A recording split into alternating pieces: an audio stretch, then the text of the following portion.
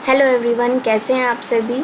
तो आज हम अपनी क्लास 7th का चैप्टर नंबर 2 करेंगे, सिविक्स का, पॉलिटिकल साइंस का, अपनी पॉलिटी का क्लास 7th का चैप्टर नंबर 2 करेंगे। इससे पहले हम चैप्टर नंबर 1 कर चुके हैं। अगर आपने वो नहीं देखा है तो उसका लिंक आपको डिस्क्रिप्शन में मिल जाएगा, आप वहाँ से देख सकते हैं।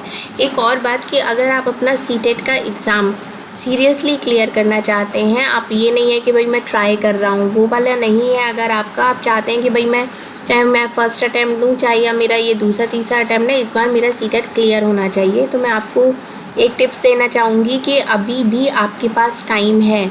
और अगर देखा जाए तो आप इसको इस तरीके से डिवाइड कर सकते हैं, जैसे कि सपोज़ आपका मई है और जून है, ठीक है।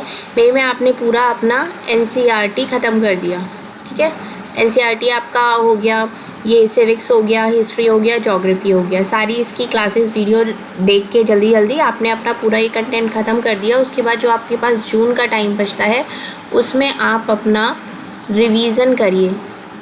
और उसके बाद जुलाई में तो आपका एग्ज़ाम है ही, तो लास्ट टाइम पे जितनी भी आपकी मैराथन क्लासेस होंगी उसमें आपका वो थर्ड टाइम एक तरीके से रिवीज़न हो जाएगा। तो आपके 100% चांस है कि आपका एग्ज़ाम एक ही बार में क्लियर हो जाएगा, अगर आप इस ट्रिक से चलते हैं। और आपने अभी तक भी अगर अपनी तैयारी शुरू नहीं करी है तो ये सही टाइम है अपनी प्रिपरेशन स्टार्ट करने का, अगर आप सीरियसली अपना सीटेट का एग्ज़ाम क्लियर करना चाहते हैं तो आज का ये जो हमारा चैप्टर है, चैप्टर नंबर 2, इसका नाम है स्वास्थ्य में सरकार की भूमिका। अगर हम अपनी हेल्थ की बात करते हैं तो उसमें गवर्नमेंट का क्या रोल है, ये सारी चीज़ें आज आप इस चैप्टर में समझेंगे।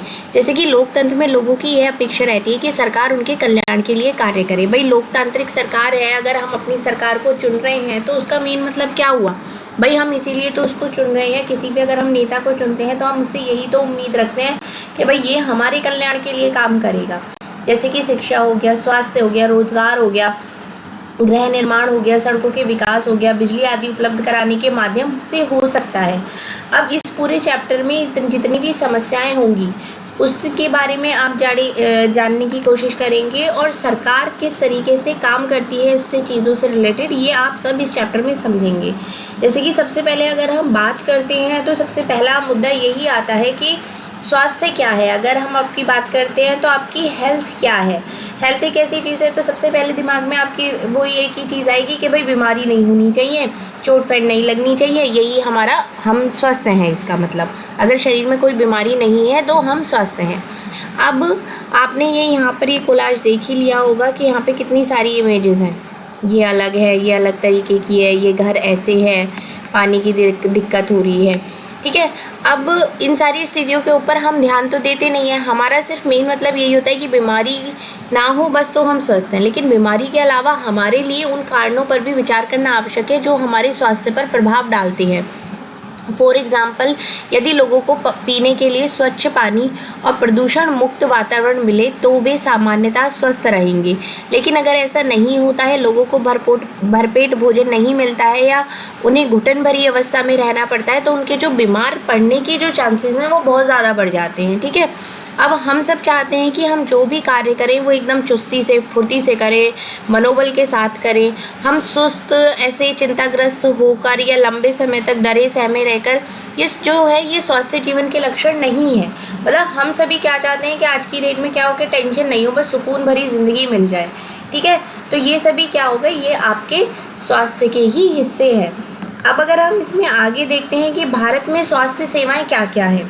अब भारत में स्वास्थ्य सेवाओं के कुछ पहलुओं का परीक्षण अगर हम यहाँ पर करते हैं तो यहाँ पर तालिका दी हुई है। तालिका में क्या है कि यहाँ पर हम एक तालिका की दूसरी तालिका से तुलना करेंगे। जैसे हमने इसको लिख दिया A और यहाँ पर लिख दिया हमने B, ठीक है। अब इसमें पहला पॉइंट क्या आता है कि संसार भर में भारत में सर्वाधिक चिकित्सा महाविद्यालय है और यहाँ सबसे अधिक डॉक्टर तैयार किए जाते हैं। लगभग हर वर्ष 30,000 से भी अधिक नए डॉक्टर योग्यता प्राप्त करते हैं। मतलब आप इमेजिन कर सकते हैं कि एक साल में 30,000 से भी ज़्यादा डॉक्टर यहाँ पर अपनी योग्यता ले रहे हैं, मतलब डिग्री ले रहे हैं।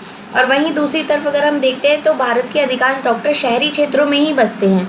जो गाँव के लोग हैं वो डॉक्टर वहाँ तक पहुँच ही नहीं पाते हैं, उन्हें बहुत लंबी दूरी तय करनी पड़ती है तब वो एक डॉक्टर तक जा पाते हैं। और जनसंख्या के मुकाबले में डॉक्टरों की जो संख्या है वो काफ़ी कम है, ठीक है। अगर नेक्स्ट पॉइंट देखते हैं तो पिछले वर्षों में स्वास्थ्य सेवाओं की सुविधा में काफ़ी वृद्धि हुई है। जैसे कि अगर हम 1950 की बात करते हैं तो भारत में केवल 2717 हॉस्पिटल्स थे। 1991 में 11,174 अस्पताल हो गए और सन 2017 में यह संख्या बढ़कर 23,583 हो गई है। अब अगर हम इस पॉइंट की बात करते हैं तो भारत में करीब 5 लाख लोग प्रतिवर्ष टीबी से मर जाते हैं। स्वतंत्रता प्राप्ति से अब तक इस संख्या में कोई परिवर्तन नहीं हुआ है। हर वर्ष मलेरिया के लगभग 20 लाख मामलों की रिपोर्ट प्राप्त होती है और यह संख्या कम नहीं हो रही है। ठीक है, अब यहाँ पर अगर हम फैसिलिटी की बात करते हैं तो भारत में विदेशों से बहुत बड़ी संख्या में इलाज कराने हेतु चिकित्सा पर्यटक यहाँ आते हैं। मतलब विदेशों से लोग यहाँ अपना इलाज कराने के लिए आ रहे हैं। भारत के कुछ ऐसे हॉस्पिटल्स हैं जिनकी तुलना संसार के सर्वश्रेष्ठ हॉस्पिटल्स में करी जाती है, लेकिन यहाँ पर हमारे देश में क्या हो रहा है कि सबको पीने का स्वच्छ पानी ही उपलब्ध नहीं करा पा रहे हैं। जितनी भी संचारणीय बीमारियाँ होती हैं जो कि पानी के द्वारा एक से दूसरे को लगती हैं, इन बीमारियों से 21% जल जनित होती है। जैसे कि हैजा हो गया, पेट के कीड़े हो गए, हेपेटाइटिस हो गया, ये सारी बीमारियाँ होती हैं। अब नेक्स्ट पॉइंट इसमें हम देखते हैं कि भारत विश्व का दवाइयाँ निर्मित करने वाला तीसरा बड़ा देश है और यहाँ से भारी मात्रा में दवाइयों का निर्यात होता है। मतलब यहाँ पर दवाइयाँ बनती हैं और वो दूसरे देशों में सप्लाई करी जाती हैं। लेकिन भारत के समस्त बच्चों में से आधों को खाने के लिए पर्याप्त भोजन नहीं मिलता है, जिससे कि वो हमेशा अल्पपोषण के शिकार रहते हैं।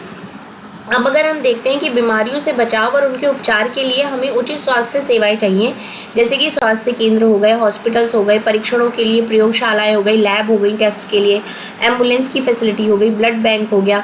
ये मरीजों को आवश्यक सेवा दे और देखभाल उपलब्ध करा सके। ऐसी सुविधाओं की व्यवस्था को चलाने के लिए हमें स्वास्थ्य सेवकों, नर्सों, योग्य डॉक्टरों और अन्य विशेषज्ञों की ज़रूरत है। ऐसा नहीं है कि सारी फैसिलिटी तो दे दी आपको, प्रॉपर अच्छा सा बेड भी दे दिया और लैब भी हैं दुनिया भर की, एम्बुलेंस भी बहुत सारी खड़ी हैं, लेकिन उनको यूज़ करने वाला डॉक्टर ही नहीं है वहाँ पर, तो उनका कोई होने का कोई फ़ायदा नहीं होता है।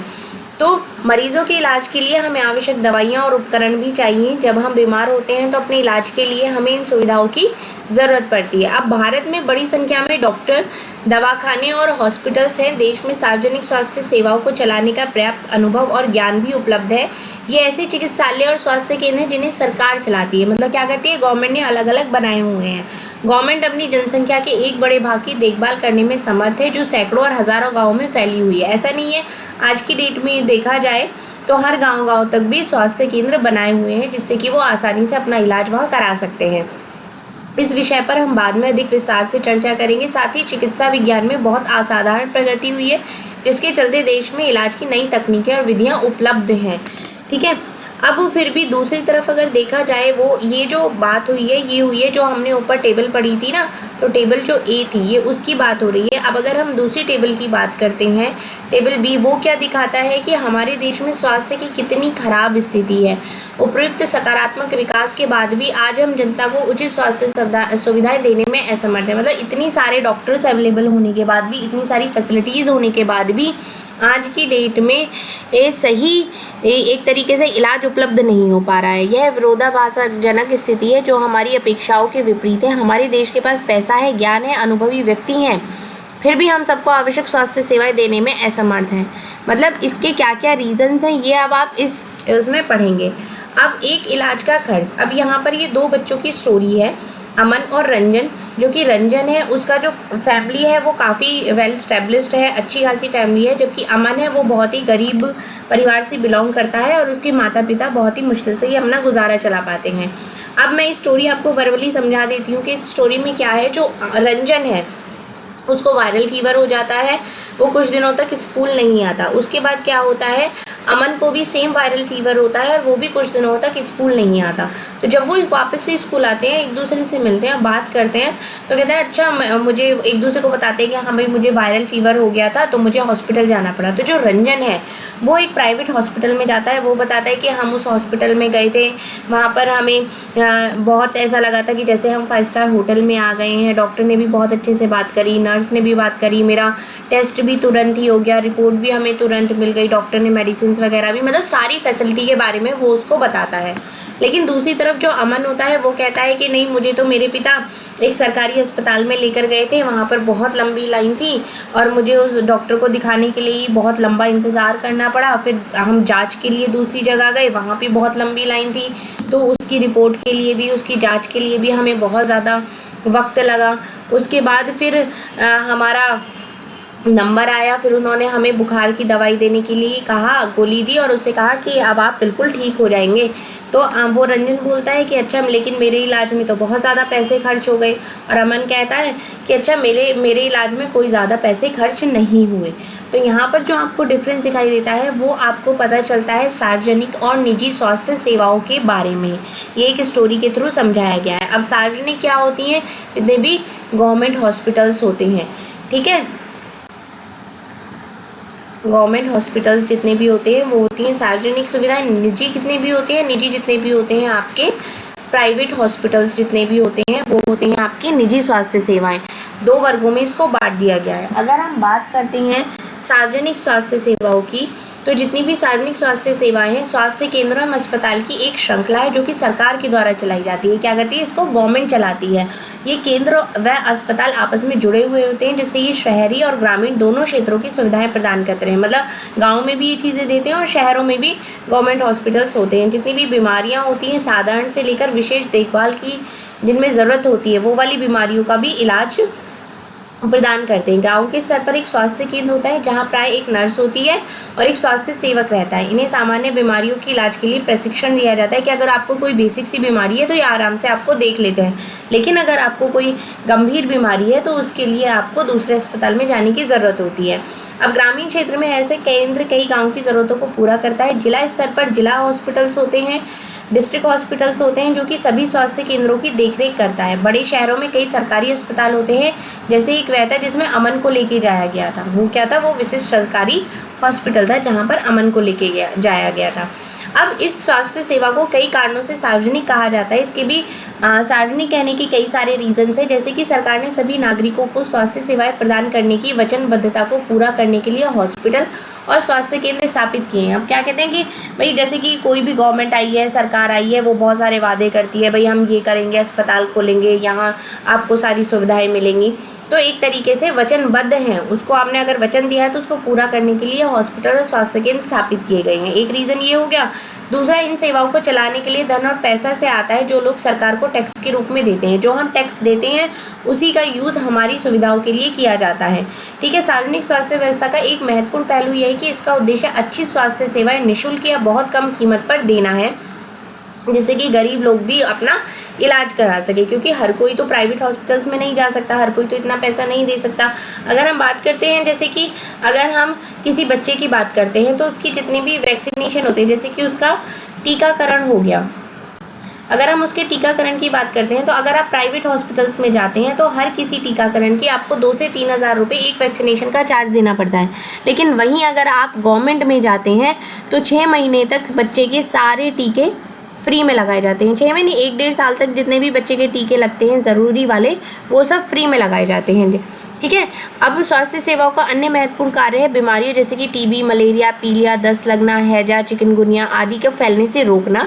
इसकी जो व्यवस्था करती है वो सरकार क्या करती है, लोगों से सहयोग से मिलकर करती है, क्योंकि खाली गवर्नमेंट कितना भी शोर मचा ले तब तक कोई भी काम नहीं हो सकता जब तक कि लोग उसका सहयोग नहीं करेंगे, ठीक है।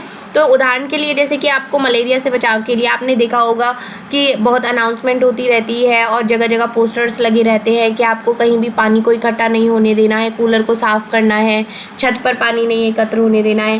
तो ये सारी चीज़ें क्या है, ये गवर्नमेंट एक तरीके से लोगों को अवगत कराती है कि आपको ये चीज़ें नहीं करनी है। अब हमारे संविधान के अनुसार लोगों को ये हित को सुनिश्चित करना और सबको स्वास्थ्य सेवाएं प्रदान करना सरकार का प्राथमिक कर्तव्य है। अगर हम अपने इंडियन कॉन्स्टिट्यूशन की बात करते हैं, संविधान की बात करते हैं, तो उसमें भी लिखा गया है कि सबको स्वास्थ्य सेवाएं प्रदान करना सरकार का प्राथमिक कर्तव्य है, मतलब फर्स्ट प्रायोरिटी है। सरकार को हर व्यक्ति के जीवन के अधिकार की रक्षा करनी है। यदि कोई अस्पताल समय पर व्यक्ति को इलाज नहीं प्रदान कर पाता है तो इसका तात्पर्य है कि उसके जीवन की सुरक्षा नहीं दी जा रही है। अदालत ने भी ये कहा है कि सरकार का कर्तव्य है कि वह मरीजों को आवश्यक स्वास्थ्य सुविधाएं दे, जिसमें आँख में इलाज की सुविधा भी उपलब्ध हो। मतलब इमरजेंसी हो जाती है ना, जैसे कि तुरंत आपको हॉस्पिटल जाना पड़ता है तो उसकी भी फैसिलिटी वहाँ पर होनी चाहिए। अस्पताल और उसके स्वास्थ्य संबंधी कर्मचारियों को आवश्यक इलाज प्रदान करने की जिम्मेदारी पूरी करनी चाहिए। ये क्या हो गई, ये हो गई आपकी गवर्नमेंट वाले। अब अगर हम बात करते हैं निजी स्वास्थ्य सेवाएं, इसमें कौन सी आती हैं, प्राइवेट हॉस्पिटल्स जितने भी होते हैं। हमारे देश में कई तरीके की निजी स्वास्थ्य सेवाएं पाई जाती हैं। बड़ी संख्या में डॉक्टर अपने निजी दवाखाने चला लेते हैं। ये क्या करते हैं कि अपने क्लिनिक्स खोल लेते हैं। ग्रामीण क्षेत्रों में पंजीकृत चिकित्सा व्यवस्थालय मिल जाते हैं। शहरी क्षेत्रों में बड़ी संख्या में डॉक्टर हैं जिनमें से बहुत से विशेषज्ञ की सेवाएं प्रदान करते हैं। निजी रूप से चलाए जा रहे हॉस्पिटल्स व नर्सिंग होम भी होते हैं। इसमें बड़ी बड़ी लैब भी होती हैं जहाँ पर तुरंत की तुरंत आपका परीक्षण होता है या तुरंत की आपको रिपोर्ट भी मिल जाती है, जैसे कि एक्सरे हो गया या अल्ट्रासाउंड हो गया, या बहुत सारी ऐसी दवाइयाँ भी होती हैं आजकल हॉस्पिटल्स में जिनमें कि आप तुरंत की तुरंत ही वहाँ से दवाई खरीद सकते हैं। अब जैसे कि नाम से ही ज्ञात होता है कि निजी स्वास्थ्य सेवाओं पर सरकार का स्वामित्व अथवा नियंत्रण नहीं होता है। ये प्राइवेट होती है, इनमें गवर्नमेंट का कोई भी इंटरफेयर नहीं होता। सार्वजनिक स्वास्थ्य सेवाओं के विपरीत निजी स्वास्थ्य सेवाओं में मरीजों को हर सेवा के लिए बहुत धन व्यय करना पड़ता है।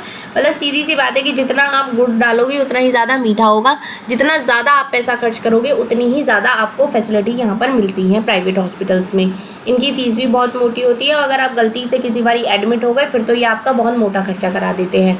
ठीक है, आज निजी स्वास्थ्य सेवाएं चारों ओर दिखाई दे रही हैं। हर तरफ आप जितने भी मेट्रो सिटीज़ में जाते हैं आपको हर जगह प्राइवेट हॉस्पिटल्स मिलेंगे। अब तो बड़ी बड़ी कंपनियां भी हॉस्पिटल चलाने लगी हैं। कुछ कंपनियां दवाइयों बनाने और बेचने में भी लगी रहती हैं और इनकी जो मेडिसिन की जो शॉप्स है वो आपको शहर के कोने कोने में दिखाई दे जाती हैं। ठीक है, अब यहाँ पर बात आ जाती है कि स्वास्थ्य सेवा और समानता, क्या सबके लिए पर्याप्त स्वास्थ्य सेवाएं उपलब्ध है। हम भारत में ऐसी स्थिति का सामना कर रहे हैं जहाँ निजी सेवाएं तो बढ़ रही हैं परंतु सार्वजनिक नहीं बढ़ रही हैं। ऐसी दिशा में लोगों को मुख्यतः निजी सेवाएं ही उपलब्ध हो पाती हैं, शहरी क्षेत्रों में केंद्रित हैं। मतलब ज़्यादातर ये आपको कहाँ पर मिलेंगी, ये आपको शहरों में मिलेंगी। इन सेवाओं का मूल्य भी अपेक्षाकृत अधिक होता है। मतलब डॉक्टर की मिनिमम फ़ीस ही आपकी 500 रुपये होती है, ये सबसे कम फ़ीस होती है। ज़्यादा फ़ीस आपकी 1000 रुपये भी होती है और आपकी 1500 रुपये भी होती है और कहीं कहीं पर तो आपकी 2 से 3000 भी आपकी डॉक्टर की फ़ीस आपको देनी पड़ती है। दवाइयाँ भी बहुत महंगी होती हैं, हर कोई उनको लेने में सक्षम नहीं हो पाता है। इसलिए परिवार में बीमारी होती है तो उन्हें ऋण लेना पड़ता है। क्या करता है, वो कर्जा लेते हैं, उसके बाद ही अपना इलाज करवा पाते हैं। कुछ निजी सेवाएं अधिक कमाने के लिए प्राय ऐसे कार्यों को प्रोत्साहित करती है जो सही नहीं है। कई बार सस्ते तरीके उपलब्ध होने पर भी उनके प्रयोग नहीं किए जा सकते। उदाहरण के लिए हम देखते हैं कि कुछ चिकित्सक ज़रूरत से ज़्यादा दवाइयाँ, इंजेक्शन ये सब लेने की सलाह देते हैं, जबकि अगर नॉर्मल सा फीवर है तो वो वैसे भी ठीक हो सकता है। ठीक है, अब तथ्य यह आता है कि जनसंख्या के 20% लोग ही बीमारी के दौरान आवश्यक दवाओं को खरीदने में सक्षम होते हैं। वे लोग भी जिन्हें हम गरीब नहीं समझते, दवा संबंधी खर्चे उठाने में कठिनाई का अनुभव करते हैं। अब एक स्टडी हुई थी, उसमें ये पाया गया था कि जो लोग हॉस्पिटल में किसी बीमारी या चोट लगने के कारण भर्ती होते हैं उनमें से 40% लोग खर्चे का भुगतान करने के लिए पैसे उधार लेते हैं या फिर अपनी कोई भी ज़मीन जायदाद को वो बेच देते हैं। ठीक है, अब यहाँ पर क्या होता है कि गरीब लोगों के लिए परिवार में हर बीमारी चिंता और मुसीबत का कारण बन जाती है। वो क्या करते हैं कि ऐसी स्थिति जब बार बार आती है, क्योंकि आती है ऐसी स्थिति, क्योंकि पोषण की कमी है, खाने की कमी है, भोजन ठीक से नहीं मिल पा रहा है, पानी साफ नहीं पी रहा है, घर में जगह नहीं है, साफ वातावरण नहीं है, तो इसलिए क्या होता है कि वो बार बार बीमार पड़ते हैं, जिसकी वजह से उनकी हालत और भी ज़्यादा ख़राब हो जाती है। अब कभी कभी पैसा ही लोगों के बेहतर इलाज में बाधक नहीं होता। उदाहरण के लिए महिलाओं को तुरंत इलाज के लिए डॉक्टर के पास नहीं ले जाया जाता। बहुत सारे आदिवासी क्षेत्र ऐसे होते हैं जहाँ पर स्वास्थ्य केंद्र कम है और वो अच्छी तरह से नहीं चल पा रहे हैं, जैसे कि उन्हें बहुत दूर तक पैदल जाना पड़ता है अगर उन्हें कोई समस्या हो जाती है तो। अब इसके लिए क्या किया जा सकता है? अब इसमें कोई संदेह नहीं है कि हमारे देश में लोगों के स्वास्थ्य की जो दशा है वो अच्छी नहीं है।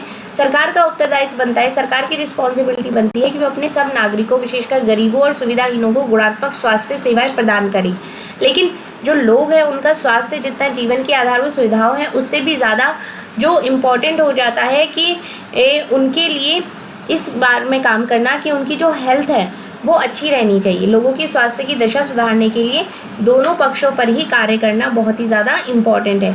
अब जैसे कि अगर हम केरल की बात करते हैं, केरल का ये एक यहाँ पर इन्होंने एग्जाम्पल दिया है। 1996 में केरल सरकार ने राज्य में कुछ महत्वपूर्ण परिवर्तन किए। इन्होंने क्या किया, जितना भी पूरा बजट था उसका 40% पंचायतों को दे दिया। पंचायतों को बोला कि जितनी भी आपकी बेसिक चीज़ें हैं वो सब लेकर आइए, जैसे कि पीने का पानी, आहार, औरतों के विकास के लिए, शिक्षा के लिए, इन सब में इस चीज़ को यूज़ करें। जल वितरण की व्यवस्था की जांच की गई, स्कूल आंगनवाड़ियों के काम को सुनिश्चित किया गया, गाँव की विशेष समस्याओं पर ध्यान दिया गया, स्वास्थ्य केंद्रों में भी सुधार किया गया।